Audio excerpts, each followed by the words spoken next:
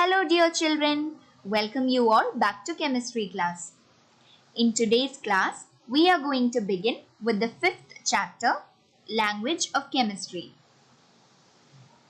You have already learnt in your class 6 that chemistry is a branch of science that deals with the study of substances, its reactions, compositions, preparations, etc. So I hope that from all the chapters that you have learned now, you have understood that chemistry has its own language to represent a chemical reaction, to represent the composition of a substance, its preparation, etc. So in this chapter, Language of Chemistry, we are going to learn about chemical reactions, few important characteristics of chemical reactions, and also about chemical equations. Now look into these pictures here.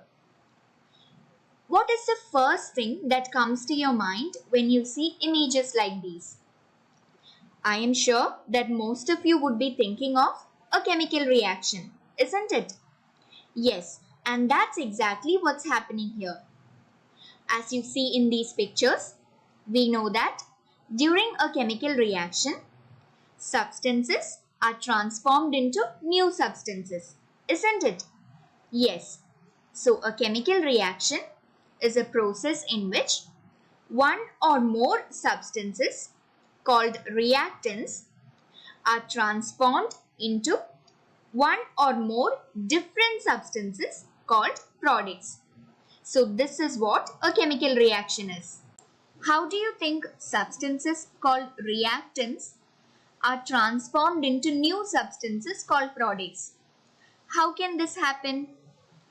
In order to understand this, let's take an example of a chemical reaction. Here we have taken an example of a chemical reaction of the formation of water. Here we see that two molecules of hydrogen combine with one molecule of oxygen to form two molecules of water. We already know that there are chemical bonds which exist between atoms of molecules. Then how do you think that new molecules or new substances can form by combination of atoms of different molecules? This is because the bonds which exist between atoms or group of atoms of the reactants will break during a chemical reaction in order to form new bonds which leads to the formation of new substances called products. Or in other words, during a chemical reaction, the existing bonds between atoms or group of atoms of the reactants will break in order to form new bonds which leads to the formation of new substances called products. So it is this breaking of bond of the reactants and formation of new bonds of the products which leads to the transformation of reactants to products. Having now understood what is a chemical reaction and what happens during a chemical reaction, now let us learn how can we represent a chemical reaction. In order to study that, let's take a simple chemical reaction. A chemical reaction where zinc reacts with dilute sulfuric acid. As you see here in the picture, the metal zinc is added to dilute sulfuric acid. During this reaction, these reactants will react to form the products as you see here in the picture. The products formed are zinc sulfate with the evolution of hydrogen gas. During this reaction, when a burning splinter is brought to the mouth of the test tube, we hear a pop sound. So this pop sound indicates the presence of hydrogen gas. Generally, hydrogen gas burns with a pop sound. So bringing a burning splinter to the mouth of the test tube, we hear a pop sound and this pop sound indicates that there is evolution of hydrogen gas during this chemical reaction. Now let us see how can we represent this chemical reaction. Generally, we represent chemical reactions by chemical equations. So now let us see how do we write a chemical equation for this reaction. Here we know that the reactants are zinc and sulfuric acid. They react to form the products zinc sulfate and hydrogen gas. Now let's represent that. As you see here, zinc reacts with dilute sulfuric acid, which is represented as Zn plus H2SO4, gives this arrow should be towards the direction of the reaction. So as it is towards the direction, on the right hand side we get the products.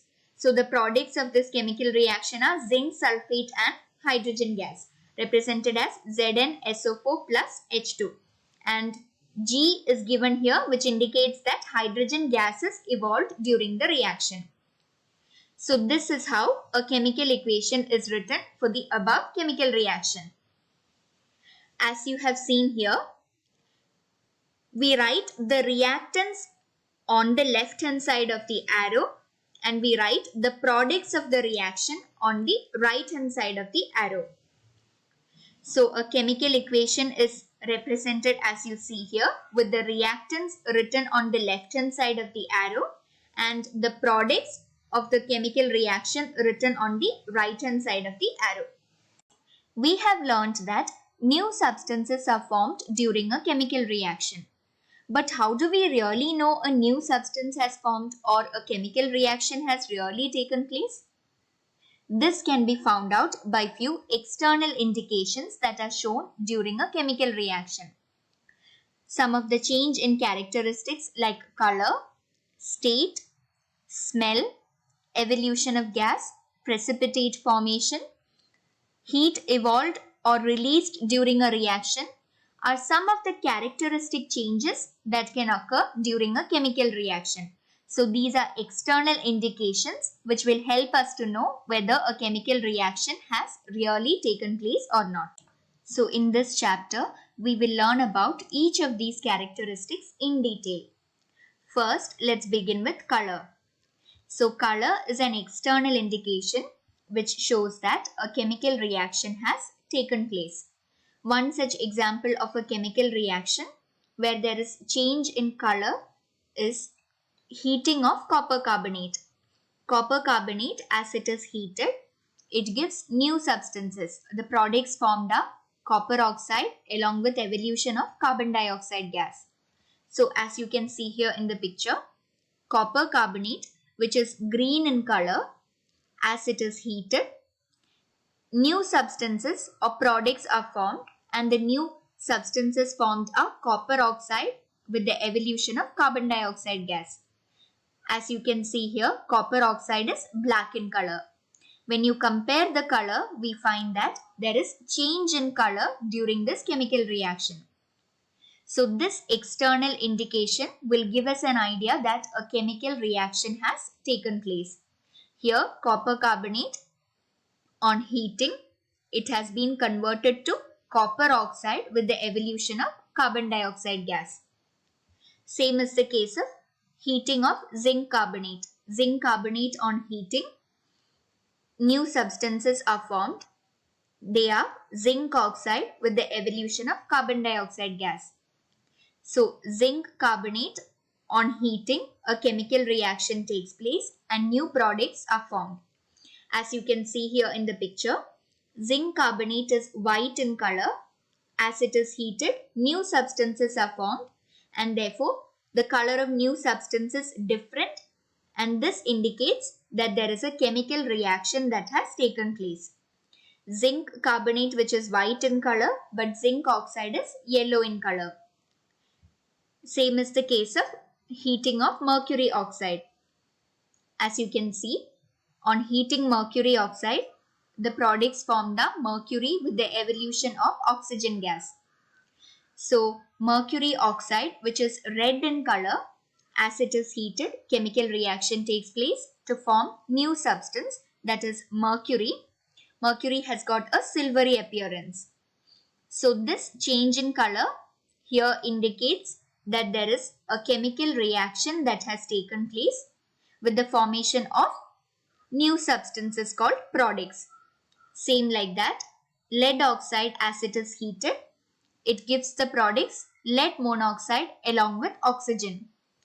Lead oxide is brown in color while lead monoxide is yellow in color.